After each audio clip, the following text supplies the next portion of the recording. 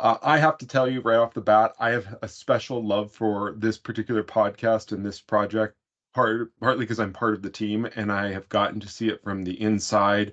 It is a rare project, and I'll say this that they really don't go over in the podcast as well as I would like, that this one is actually working. In a lot of cases, we have those projects that we're like, oh, if they would only do this better. This is a project and a team that is really dedicated to making the hard choices. And it's showing by what they're able to produce and the impact that they're having. So I'll just lay that groundwork out there right now that I am biased because I'm seeing such wonderful things. Um, I think one of the things that hit me, and I kind of wanted to throw it open to the group and see if other people saw either positives or negatives off of this podcast regarding the Wyoming CCWIS WyoSafe system. Did The one thing that hit me was the personal nature of this. This was not about just a project. This was about a personal mission statement. Um, I kind of wanted to see, did anyone, I saw a few nods. I'm assuming other people had the similar thing. What were the positives and negatives that different people saw about having that personal nature? Because I was all going for positive, and I'm like, there's probably some negatives that I'm not seeing as a part of this as well. What were different people's reactions to that?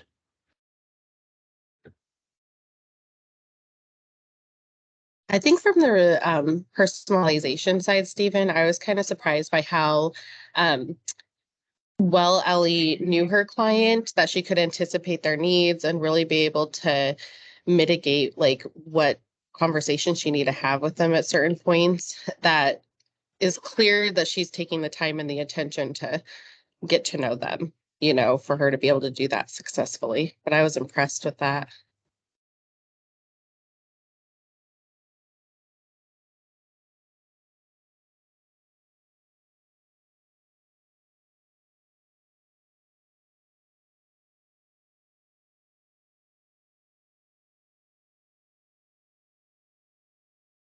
I'll say this that oh, go ahead, go. Go.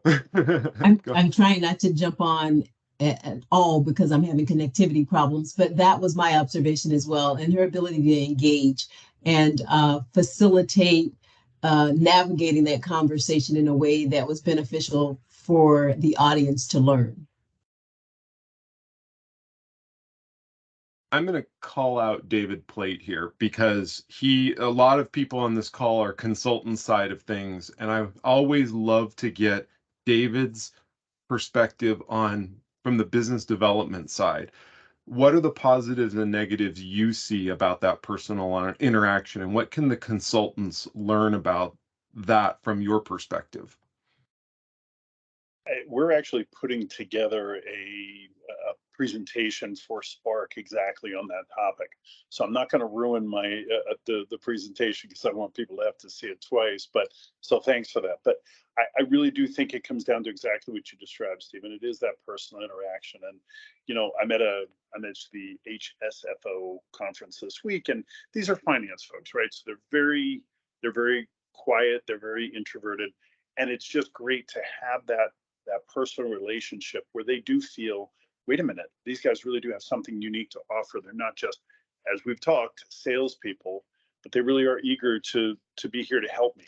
And you have to balance the two, right? So you look for positive and negatives.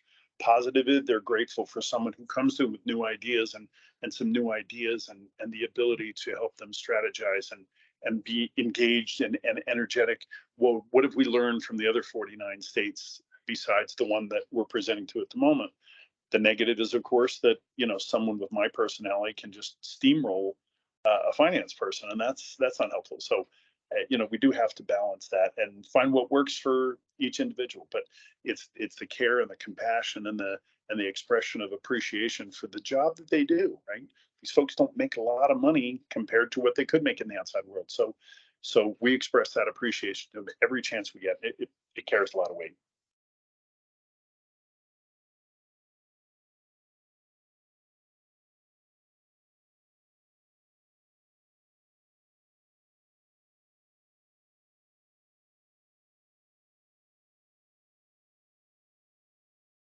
I was once told wait for 23 seconds, and I can't do it. My goal is to wait 10 seconds right now, and I'm just telling you, I fill in the blanks. So I know a lot of you on this call, and so if you start getting called on, it's only because I'm like, I need someone to fill in the blanks here. I need help with this in one way or another.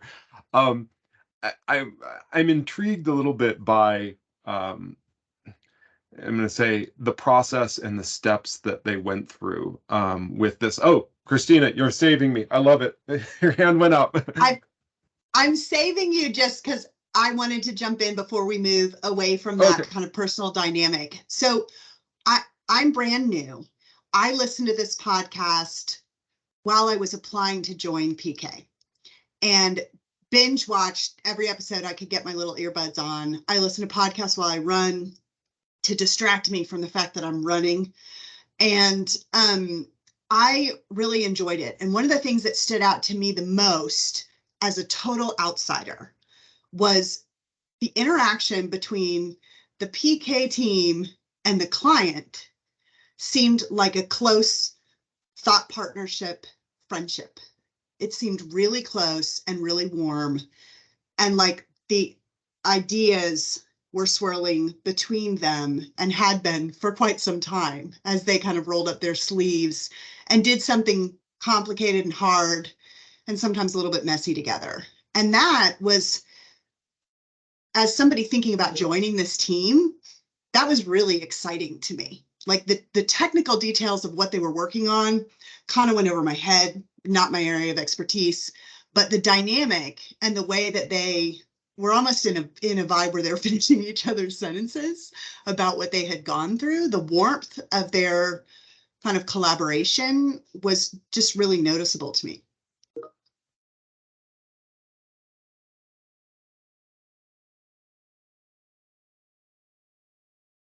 So I have a comment, and I hope I can get through it without my computer freezing. You're good. Go. Okay. Yeah, go ahead. Take over. So I don't think this is not specific to this podcast, but I think it's inherently an observation or an opportunity to improve with any close client relationship, that we be aware of that closeness and the potential to be kind and nice and not ask the difficult questions. And so how do we engage to continue that continuous quality improvement in addition to the niceness that goes along with a close client relationship, and being able to finish each other's sentences, the opportunity for the hard questions. And this is in no way an observation for this particular podcast, but ongoingly when we work with clients or when we work with each other and we have that close-knit relationship, pushing for that continuous quality improvement.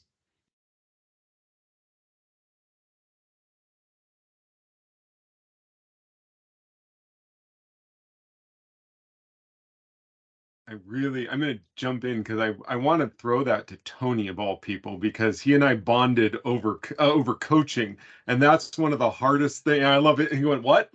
And it's one of the hardest things to do is to say, I'm going to be here to support you, and yet at the same time, I'm going to reflect a uncomfortable truth back to you in one way or another. And I was kind of wondering, Tony, would you mind chiming in a little bit on that from a coaching perspective? Almost how is there a little bit of consultancy coaching going on? Stephen, thank you so much. No pressure to, you throwing it back to me at all. So Glenn, if I'm hearing you correctly, how do we have crucial conversations in a way that is coming from a place of truth, and the intention is to build up and to be able to, support. And I think that is the framework we have to, in the lens we have to come from, is that what I'm saying to you is intended to help build and develop you. And also, Stephen, you use the word reflect back. So if we have a conversation, reflect back what the person has said and also possibly feeling. So that way you get a grasp a better understanding of where they're coming from. And if they agree with that's the stance they're coming from, then we could be able to say, okay, would you mind if I share some feedback with you? That is hopefully you find is helpful. So you mind if I share? So seek for permission, because as a mentor once told me, sometimes never provide unsolicited advice. So if they're looking for that, then you ask for permission, then you can proceed in having that crucial conversation and where it's coming from. You reflect back the thought and the feeling, share with them what you've heard, hopefully gain agreement, and then proceed with the feedback. Is that clear to everybody? Absolutely. And the value add, Tony, is that also there probably should be nothing new in the conversation. There should not have been any uh, revelations that take place where there might be the opportunity to identify where there were challenges and how we address Exactly. those challenges and how we move forward in this particular venue. Exactly, Linda. And you're targeting the behavior, not the person. So this is what I'm seeing. This is what I'm observing, as opposed to, it's not the person, it's what the observation is. Thank you, Tony. And I know Ali just joined, but I'm going to put her on the spot now. See, I told you, if you don't speak up and interrupt me, I'm putting each person on the spot. One of the things that came up, Ali, is this whole idea of when you have that close personal relationship with the client, in addition to the professional engagement, one of the negatives being, how do you, I would say, kindly say to them, you're going down the wrong path? And I was wondering if you'd chime in, especially with regards to the CCWIS project, about that. How do we have that from a consultancy point of view, with this or other projects you've been on? Since everyone listened to the podcast on this one, I thought, why not? Yeah. I think it's a tough question because there can be a lot of different nuances to that, right? Like, what kind of close relationship do you have, and how is that relationship established and all of that? One thing I can say with them is, to me, it's about delivering that message that maybe is more direct in still a way that feels authentic and that feels kind. Not being, like, it's in the tone, right? It's in the tone and the language of it. It's not in the content of the message itself. I don't know that this is like a really strong example, but we actually have another procurement project with DFS that's starting right now. And today we had to have that kind of conversation with them because they established these RFP timelines. And I said, they gave, from the time that the procurement closed was 2 weeks from the time they said orals, but they had not factored in at all, like, notice to the vendors who would be doing orals. They had not factored in probably a day to process the procurements and get them ready for the scoring team and whatnot. And kind of during the course of this conversation, realized they're really only giving their team about 4 to 5 business days to review what could be 10 vendor proposals, right? And so it's just being very direct and being like, well, I want you guys to think about this. And if you backtrack this way, and then also kind of coming with a solution, not just sort of saying you're on the wrong path, but sort of redirecting to say, like, you can absolutely push the procurement out, but you're going to want to make sure you talk to procurement, that you've thought through what that extension looks like, that all vendors get that notice, right? So it's like making sure you're thoughtful about what that solution looks like and what they want to be considerate of there. But just being able to talk them through that and to be mindful going in of again, the tone and how you kind of deliver the message. I hope that answered your question. Oh yeah, that's the whole point of this. This is exploration. And one of the things that occurred to me, and I'm going to say this, and I'm kind of looking at Glenda and saying, if I get this wrong, you can feel free. I don't know if there's a slap reaction, but feel free to say, no, you're wrong. But I think one of the unsaid things about the consulting continuum is the ability to make that personal connection with different clients. And the people that I really admire, who are the profession leaders, and I'm going to call out Ali as a perfect example of this. It's not just that she has it, but she can continue to make those connections, maintain them, and explore them. And really, it's not about for PK's benefit, it's for the benefit of the client at the end of the day, which I guess you could say is for our benefit as well. But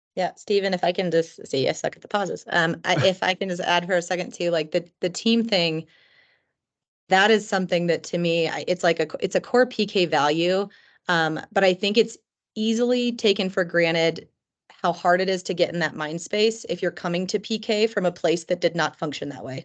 It like whether it was a siloed organization, whether it was a, micromanaged organization, right? Like people that are coming from the state or from nonprofit land or whatever, right? Where there's all these kind of things all the time.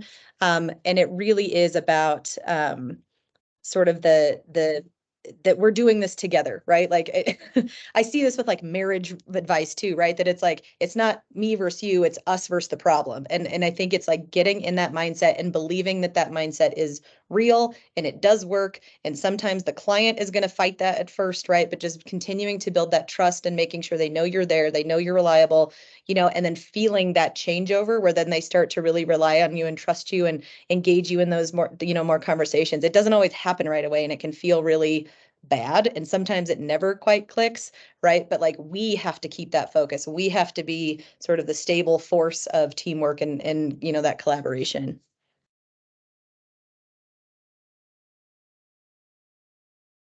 I'm going to ask you to go a little bit further with this, Ali, because we have a good mixture of new and old on this. But you were almost talking about a messy middle, is what I'm hearing. It's like there's that, okay, this doesn't feel right. Can you talk about how I want to say tips and things that helped you have helped you get the clients to understand that it's us against the problem? I mean, anything that you go, this is part of our culture that we do well, that has worked for you? Trying to think of like some good examples. I've had success. Sometimes if you're coming into really large team structures, like I can use Sarah's project as an example. Um, there's a lot of moving parts, a lot of parties that feel like they have power, right? Whatever.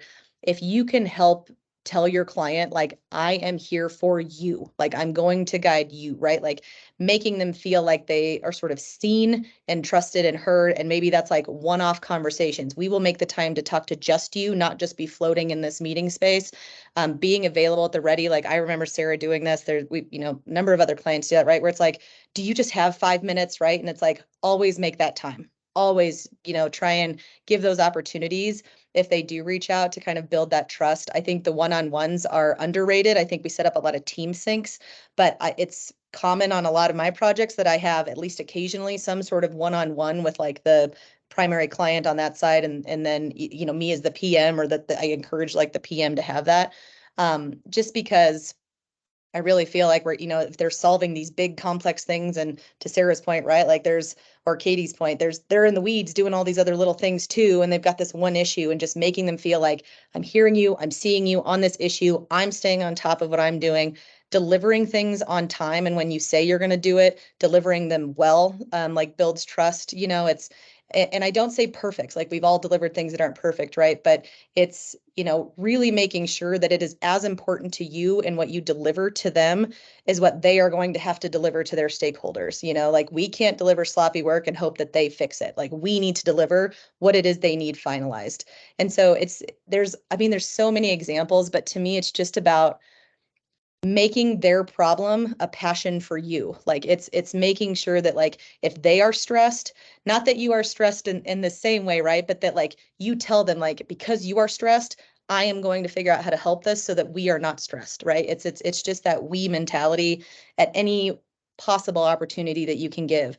And the one caveat I give to that too, though, is that there is always, like you said, the messy middle, right? There's always the balance side of that, of not becoming reactive to them and all the time, right? Like sometimes you have to kind of like do some of the reactiveness initially to whatever, but making sure we're pausing and we're putting ourselves in our place, right? Like we're not going to go jump out of scope. We're not going to say like, oh, sure, we'll go pick up your kid from daycare because you can't get there because you're in this meeting, right? Like that's not in our scope. Like, doing this other meeting that has nothing related to the work we're doing, not in our scope, right? But if it's like, oh, I'm trying to get this one sheeter put together and I'm trying to do this other thing and whatever. Okay, what can we help with the one sheeter? Is there some information we can pull for you so that you don't have to create it all from scratch? Like those are simple little examples, but I really think those things pop up more than people think, where it's how can we be responsive? How can we be the pillar of stability and like we will continue to get our things done so that they can manage some of their chaos, but also just appreciating the chaos that they're in sometimes. Did that go deep enough, Stephen? I don't know. I always feel like I'm never deep enough for Stephen. He's got like philosopher brain.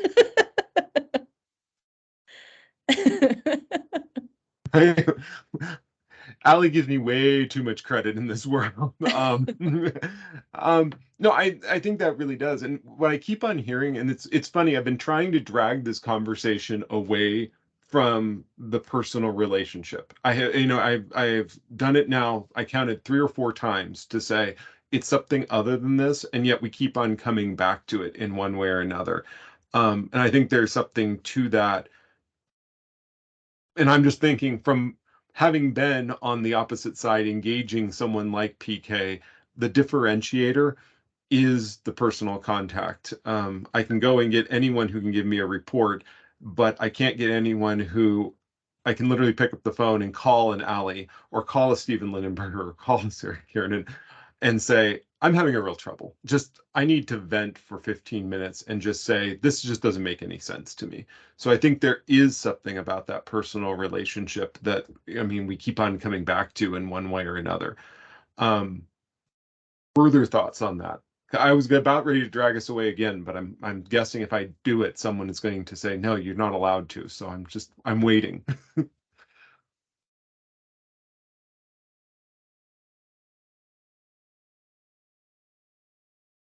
I mean, I think to that point, I think it's about that authenticness, right? Being authentic with your client and taking that moment with them. So it is hard to separate it at times, because if we're trying to be authentic, we're trying to be like a true partner with them. It's hard to sometimes put that aside and just focus on the business side when we're trying to build that rapport, because it's so essential for a project.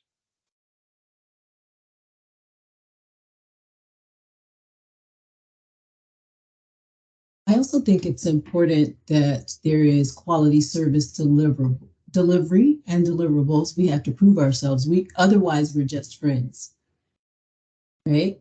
So the quality of service matters, even if it's in the infancy stages of a project. If you can start to show them your value around what their needs are, that ignites the relationship. So the relationship is built on those services and the agreement we have to explore and brainstorm and provide feedback and recommendations and all of that. So what is our value? What is our worth? And in addition to that, an appropriate and engaging relationship.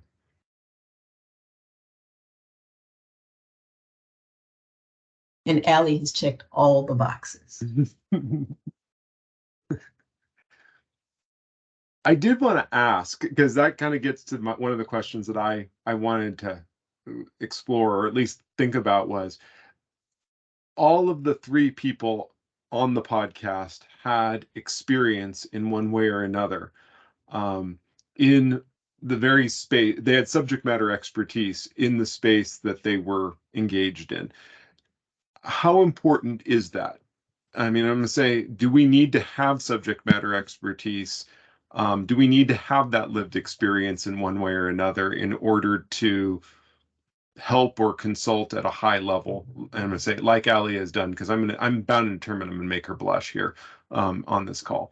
So, do we need to have that, or is that something that we can just simply express a sympathy rather than an empathy for?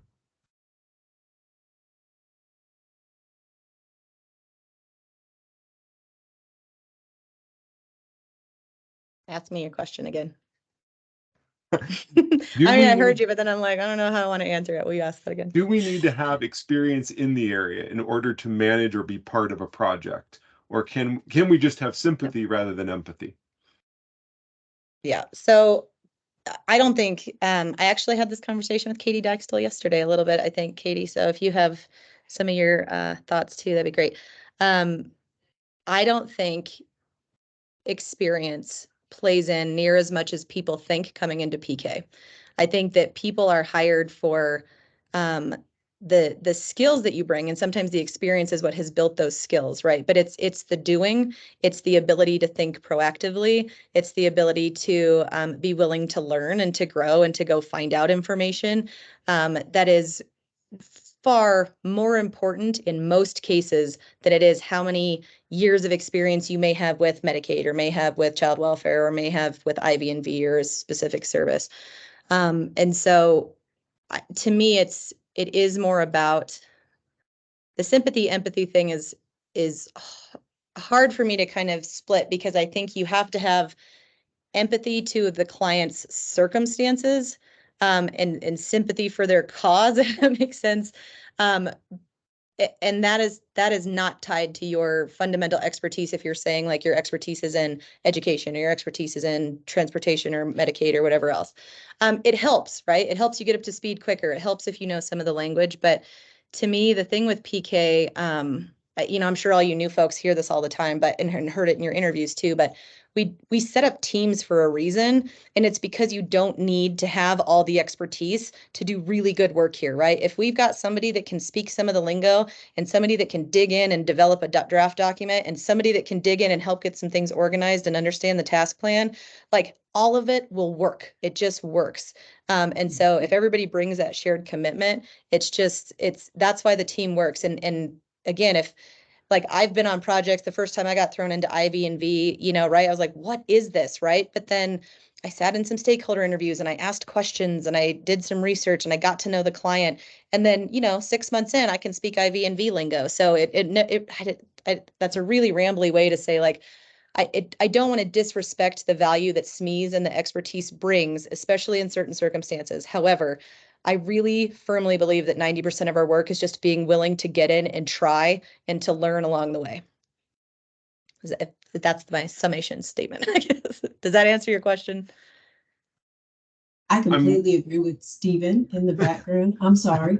Oh, I'm not reading. I have the problem you have, Stephen Forrest. Can't wait 10 seconds. No.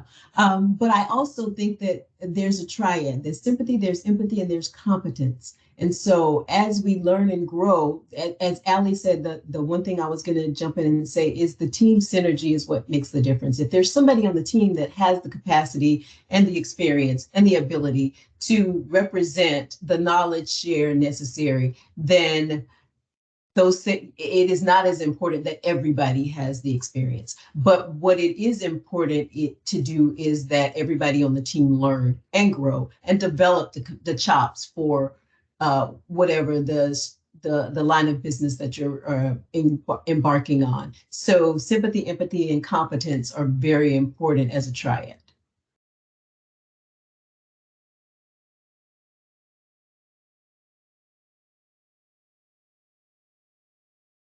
I'm waiting for Sarah to start putting up the fingers again, counting it down. I was actually going to jump in here because tell a story on Jennifer Walker of all people, because I got to see the competence and the empathy at play. She invited me to a business development meeting with one of my old bosses, and I thought, oh, this is going to be old home week for Barb Smith, my old boss, and myself, and Jennifer Walker is just going to be there on the sidelines. And it was everything but that, because they bonded over their shared experiences, over their shared interest. And I'm sitting there with my notebook going, but I don't understand anything that they're saying. I have nothing to add to this conversation because I don't have competency, as Glenda said, in that area. I had nothing in that area. But what was great was on the few areas where Jennifer would need to turn to me and say, well, what do you think about that? I was able to jump in and say, yes, I understand that. I can help I can help illuminate on those areas. And I want to bring forth again the idea, because it's one of our values, is teamwork. And it's the ability to put yourself in the hands of the other members of your team. And again, going back, it wasn't highlighted as much as I would have liked to, because, well, I think that there were so many things to talk about. But one of the things that this project works really well on is the teamwork inside of the PK team, and then the PK and DFS team working together. I think I've said a couple times when I've been on calls that I can't remember who's on the PK team and who's on the DFS side in certain cases. I have to go, oh, wait a minute. So and so is on that side, so and so is on this side. And I think that's a credit to how the team is working on things. Just throwing it out there as a thing. But yeah. Other thoughts people have?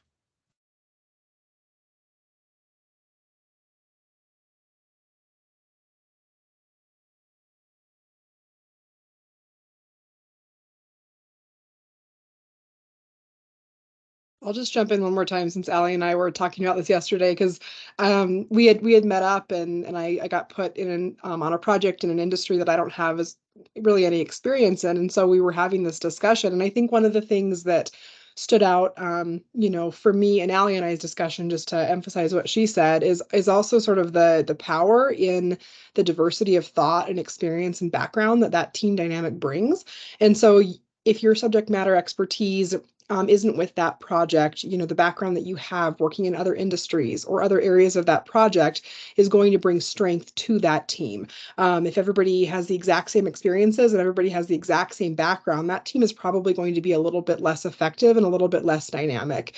And what's fascinating to me is this new industry that I'm diving into is actually encountering many of the same problems that the industry that I come from also encounters. Different context, but very, very similar issues. And so I think when you think about the diversity of those teams, how powerful it is that you perhaps have different backgrounds, different ideas and different industries people are coming from that can really bring strength and really different perspectives to that team, to that problem for that client.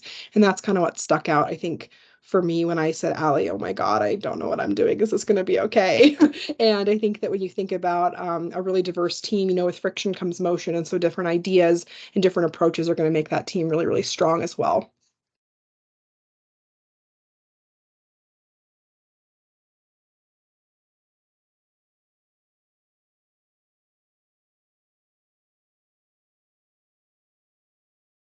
I'm going to pivot again if no one has anything to say, because something came up. Someone messaged me something that I want to call out in. So I'm waiting. I'm like, if anyone has anything to add, please do so, because otherwise I'm going to take us in a slightly different direction. All right. So one of the things that I'm going. This is we're going down this path. One of the things that struck me was the devotion that the client had to data-driven decision making, and that's such a I want to say catchphrase nowadays. Everyone wants to be data-driven with their decision making, and I guess I'm gonna I'm gonna ping Allie, and so I'm prepping you for this, Allie. It's gonna go to you, but then I want the rest of the group to throw out their experiences as well. I was talking with a professor the other day who is writing a book on public policy, and he said the whole idea of data-driven decision making, people want it right up until it doesn't conform to their expectations of things. And I was sitting there going, oh my gosh, that's a really great. And he said, data gets accepted if it conforms to people's expectations. And I wanted to kind of throw it out to you, Ali, from what you've seen of this client. How do you think I want to say, square ideology with data? And is that different from other things you've seen? And then the rest of the group is going to pile on, hopefully, from that. So, Ali. Yeah. This client, I feel like is a bit of a more on the unique side than maybe more of the exception than the rule on this. I agree with that statement in most cases.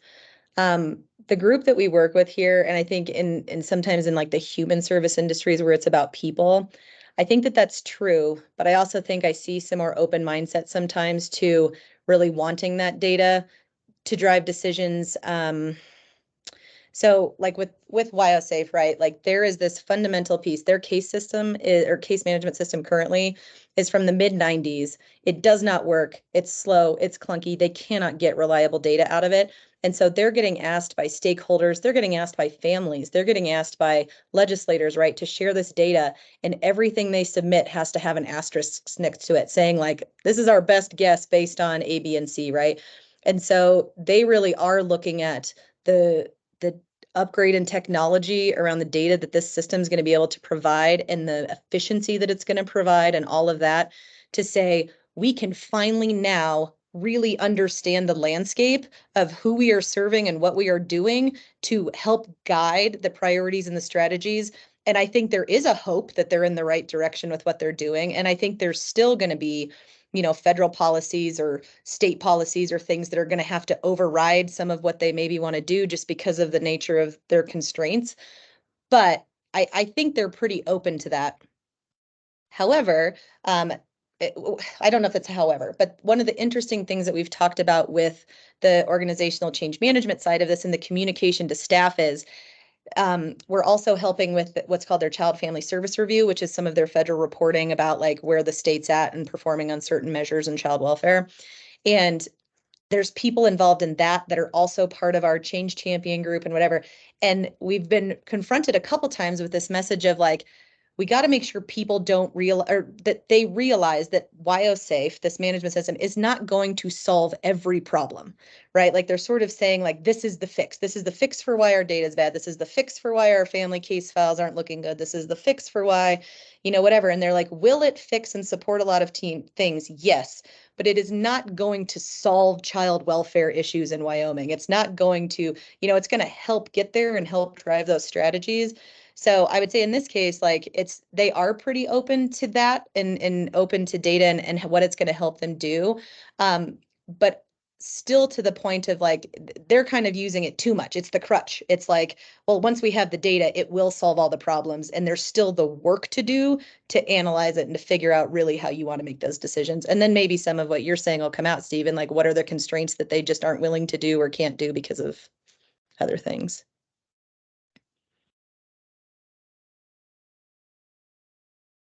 What's everyone else's experiences with, I would say, data versus ideology, or squaring that circle in one way or another? What does everyone else feel when it comes to that?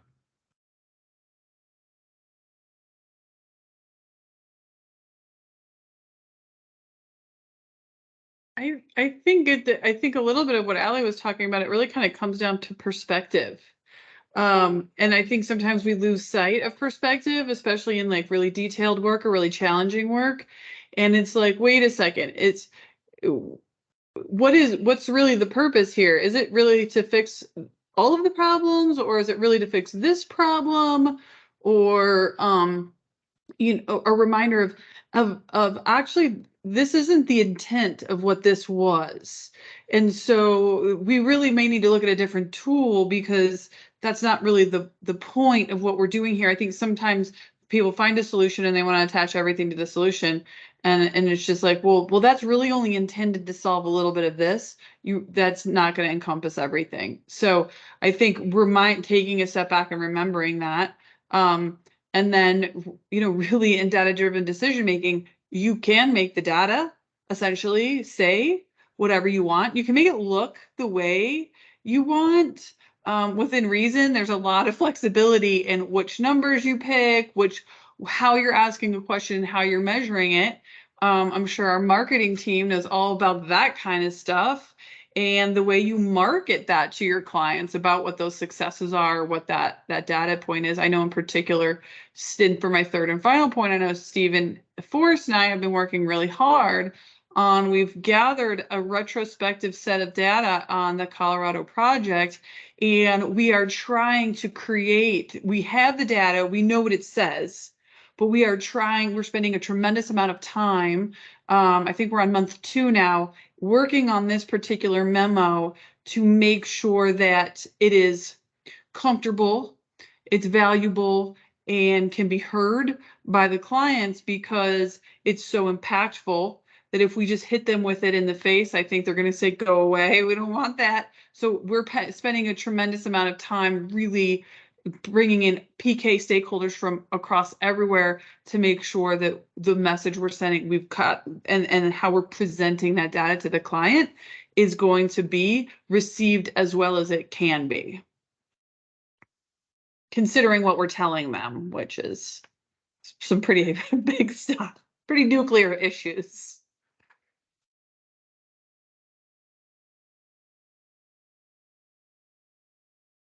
I want to highlight one of the things that Sarah said, which was that getting lost in the weeds. And I think it's one of the things that, going back to what do good PMs, or at least PMs that I admire, constantly do. And I used to believe it was they didn't get lost in the weeds.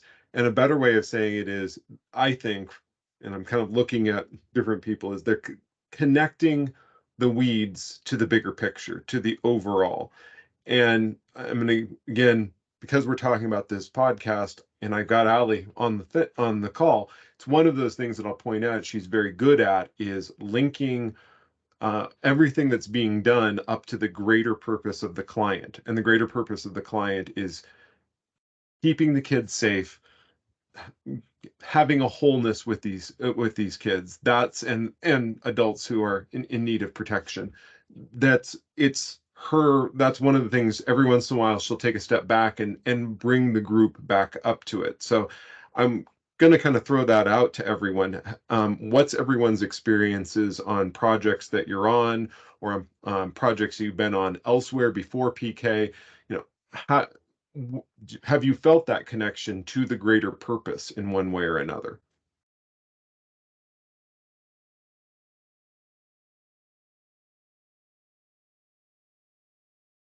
I'll go. I think we waited 7 seconds. I didn't count. I lied. So talking like connecting to project with the greater purpose, real quick, jumping back a little bit about not knowing, not having like a ton of experience coming onto projects. Especially for our newer people, when I first heard about an IV&V project, I wondered why people weren't calling it just 4 and 5. So there you go. I have now learned that Allie knows. I do now know that IV&V does not mean just Roman numerals 4 and 5. Anyways, but connecting to like a bigger purpose, like we were talking about, also on another project working with Allie was the Wyoming ARPA, as well as the Nebraska one that we're just finishing up with with childcare, and really being able to help childcare providers provide better for their kids. I have an almost 3-year-old and a 3-month-old, so childcare is very helpful and very near and dear to my heart, because I can focus on all of you lovely people, while my daycare provider is able to focus on my kids. So being able to instill or help other childcare providers in neighboring states to us. I know that there's a great shortage of childcare in Colorado, and I can only imagine that it's everywhere too. So I was really able to connect with our childcare providers on a deeper level that way. And everyone that I talked to, I made sure that I sincerely thanked them for their service, because without them, there's a lot of little ones without some extra help. So.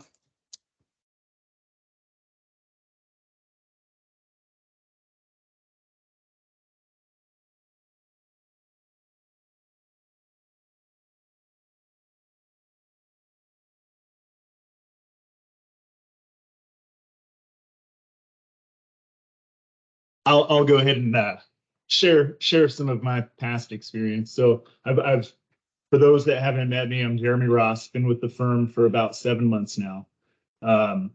Previous to this, I was in the military, and I did project management for the Department of Defense with the focus on the Middle East region. And one of the biggest challenges that I had was getting connected to some of the initiatives that I was trying to move forward. So we were tasked with,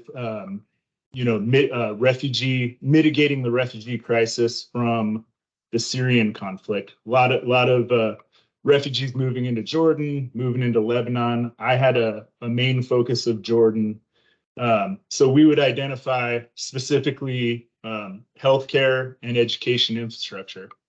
And so I would go out, I was kind of the Department of State or USAID's reconnaissance or, the frontline person going out and getting the ground truth of what's going on. So I would see firsthand teachers that just didn't have enough time in a day to teach the amount of students that they had in the school. Kids having to sit 3 or 4 students to one desk, and then they're still having to divide up. So anyways, I'll try not to make this take too long, but I would get really personally attached thinking of what we have back home and what my kids are going through. But I had a challenge of, number one, making sure that the DoD or Title X funding wasn't going to get misappropriated by some of the host nation assets. Number two, I had to, if I identified a project that we wanted to move forward with it, I had to sell it to the ambassador, to the director of USAID, and the Special Operations Command Central back in Florida. So I would talking about manipulating data and that's definitely a gray area, but I would have to, if I found something that I truly believed in and felt compelled to assist certain areas, it just became a very big challenge. But getting attached in the bigger sense of purpose, it was really what drove me to want to keep going back to that region where I was placed in harm's way and dealt with some not so great or honest people. But it was really neat because I would do 6-month stints, 6 months overseas. I'd come back home for a little bit and then go back. And being able to see those projects through and establish relationships with some of those, like the director for the Ministry of Education, just some of the local school teachers, principals. It really makes your passion and energy to make sure you're doing well for putting in your best effort for the project. It's energetic. So I think I'm addressing kind of the experiences you're seeking out, but thank you for letting me share.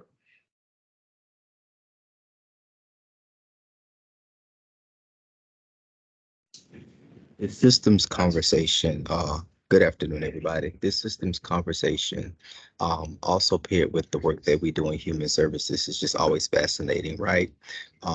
One, because we hope that when we do the work as best as we can, we're using information, quantitative and qualitative information, to really be informed in our decision making, hopefully to make equitable decisions and informed decisions.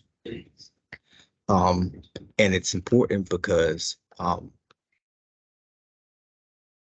people need support and assistance. And so recently, I was interviewing a potential new team member, and Jeremy's comments really resonated.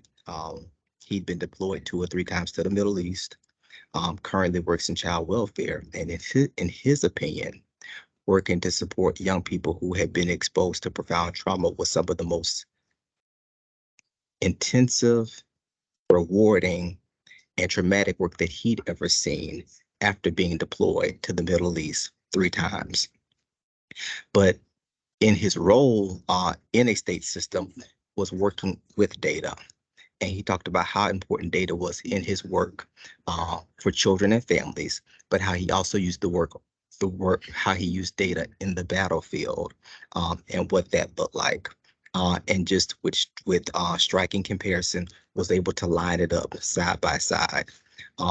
What's top of mind for me is, as we think about how crucially it is important to attend to equity, to look at and call out disparities, but to work to eradicate that, but to work to ensure that the basic tenets of life people have. How are we assured that we're doing the right work? How are we measuring that? How are we holding ourselves accountable for that? How are we holding others who are responsible for that? How are we holding them accountable for that? Systems help us in that work as well. So for me, that's kind of some of the conclusions that I'm drawing from what I'm hearing from my colleagues on the call today, in addition to some of the other work. So thanks.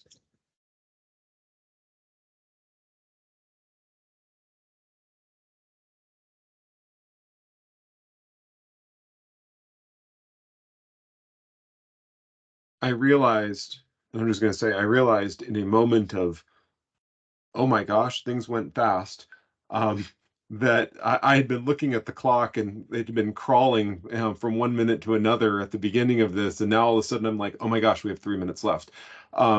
This is, um, I am just so grateful for what everyone has put into the conversation. And I kind of want to throw out there an expanding, and this is keying off of some of the things that people have said, including Lamar and Jeremy and Ali and everyone here, that these podcasts are a tool not just for our own self-reflection internally about what we can do, but also we can share them with current clients to say, hey, by the way, these are sorts of things that we're doing. Here's what's happening. It's a tool to start deepening relationships with them, to show the impacts that we're having. So I just kind of want to throw that out there, that they start the introduction when they start a conversation, just like a lot of the conversations here have been going.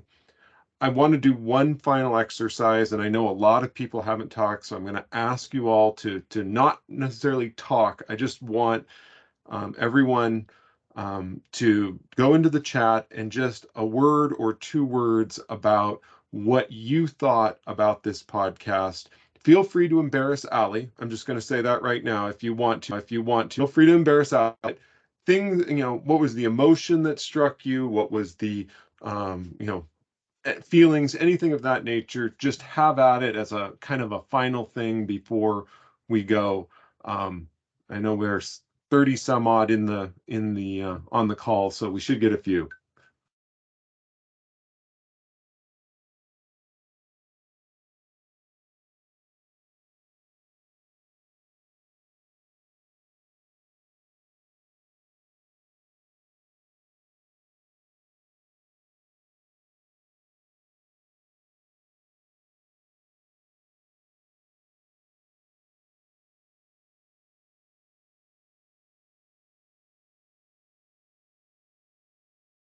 Andrea, I love that. That geeked out. I love that. That's awesome.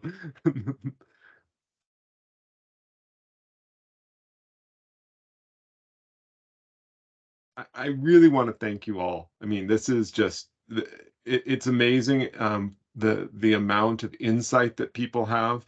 And I'll say we get stronger and stronger the more that we talk with one another, the more that we gain insights from one another. So I just want to say that I hope that maybe it's, there are going to be other ones of these on different podcasts that are coming up. I mean, I'm like, geez, these are all good things. It, I'm hoping that these conversations aren't just limited to these webcasts. Take time with your teams. If for the people who weren't here, there were 30 some, 40 some people at the height of this. So that means there were a fair amount of people who weren't on this. Feel free to make certain that these conversations are occurring on team syncs. That's how we're going to get better. That's how, both as individuals and as teams, and help our clients more and more. So I know we're at time. I want to thank you all. Thank you all for not letting me hang out to dry too much. And I wish you all a great day.